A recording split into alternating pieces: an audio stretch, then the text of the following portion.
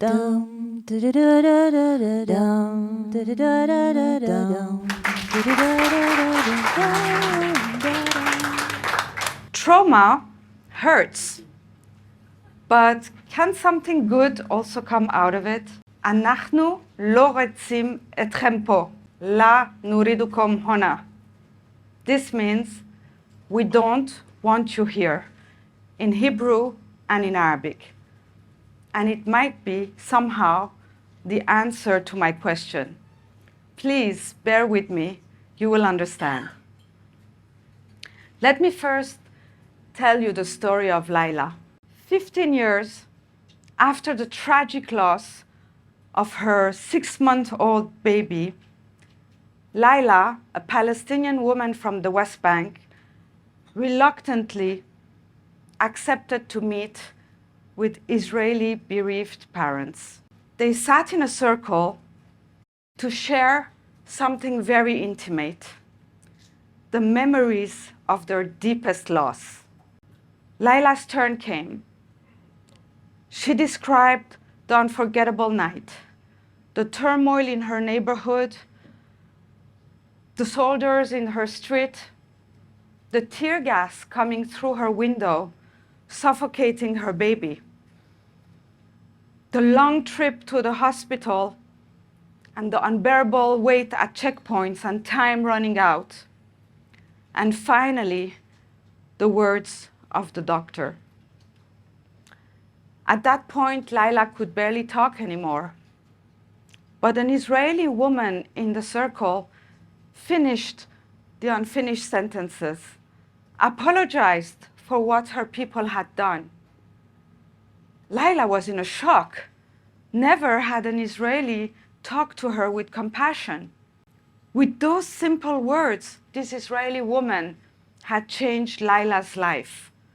Lila realized that the pain of mothers was the same.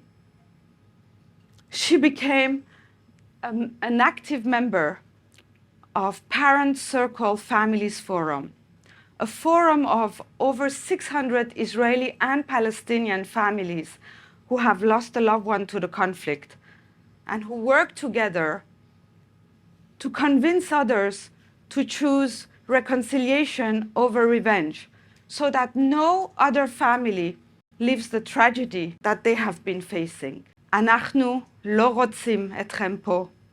לה נורידוכם הונה. We don't want you here. Remember that sentence? This is actually their motto. They don't want any new members because too many Israelis and Palestinians have already lost a loved one to the conflict. But what does this story have to do with me? I'm not an Israeli nor a Palestinian. I was actually born in Iran, in a Muslim family, raised in Switzerland by Catholic nuns, and I married a Jewish man. But I'm also a bereaved daughter.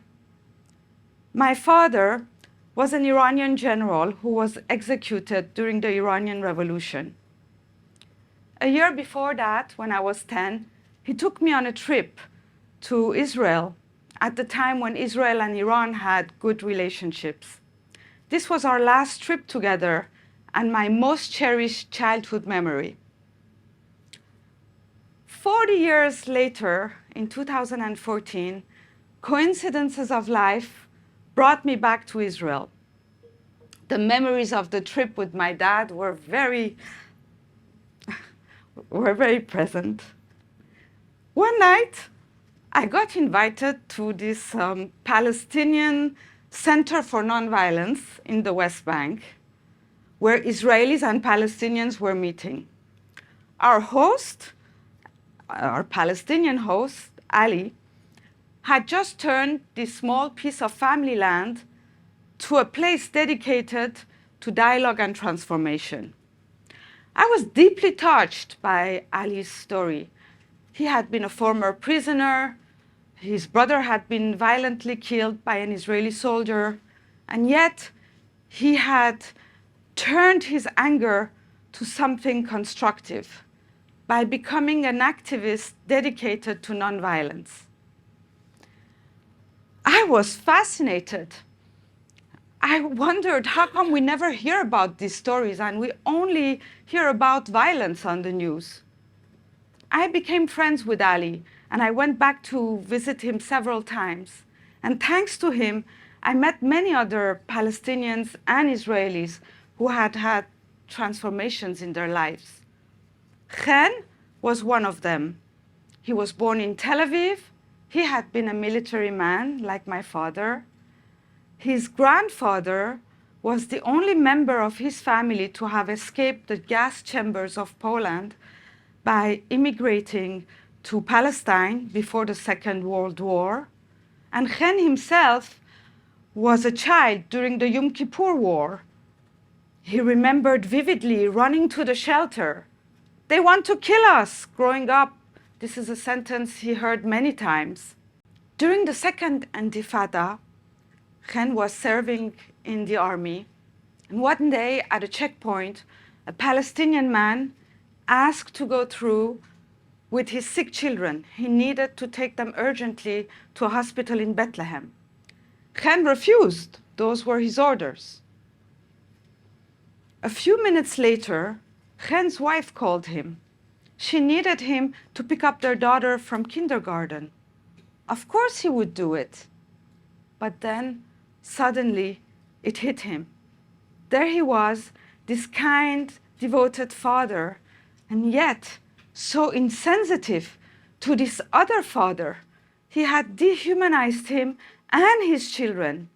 And he realized that by doing so, he too had lost his humanity. This intense human experience triggered new emotions in Chen, and a new identity came out of it.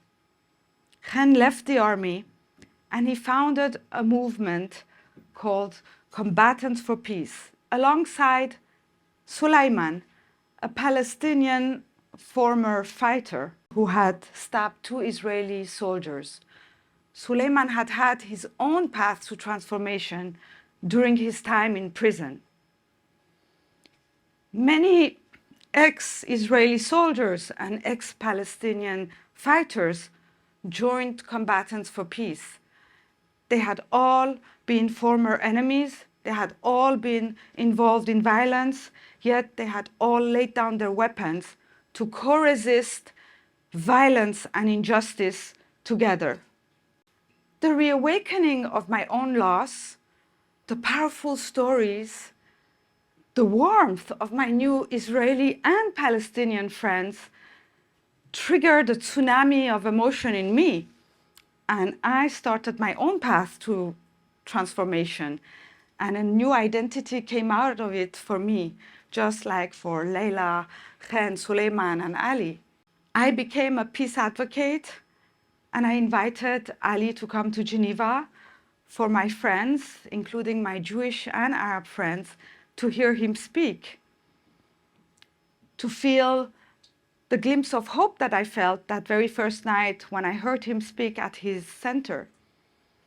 My invitation turned into a conference, and 700 people came. My association, Beit of Hope, was born shortly thereafter in 2016. Today, we support over 20 Israeli and Palestinian grassroots initiatives of peace building. We are not pro-Israel or pro-Palestine. We are pro-solution and pro-Israeli and Palestinian peace builders and change makers.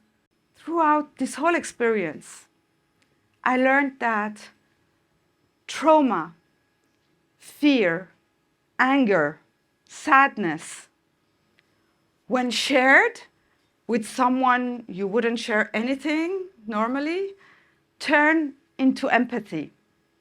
And this shift from this place of darkness to this place of light can happen to you at the least expected moment. And when it happens, you will never see things the same way again. It will give you the power to change your life and to impact other people's lives. And this humanization at a larger scale can make the world a better place. In today's very polarized world, people-to-people connection can turn into movements like Combatants for Peace. And when the hearts and minds of ordinary people are touched, they will put pressure on their leaders for the necessary changes. Changes will come from the bottom up. I'm convinced of that. So, no matter what your traumas and your challenges are, no matter how big or small they are, no matter what your cause is, be open to that shift and act upon it. It will surprise you, and it will have a bigger impact than what you think. Ooh, ooh, ooh, ooh, ooh, ooh, ooh, ooh, ooh, ooh, ooh, ooh, ooh.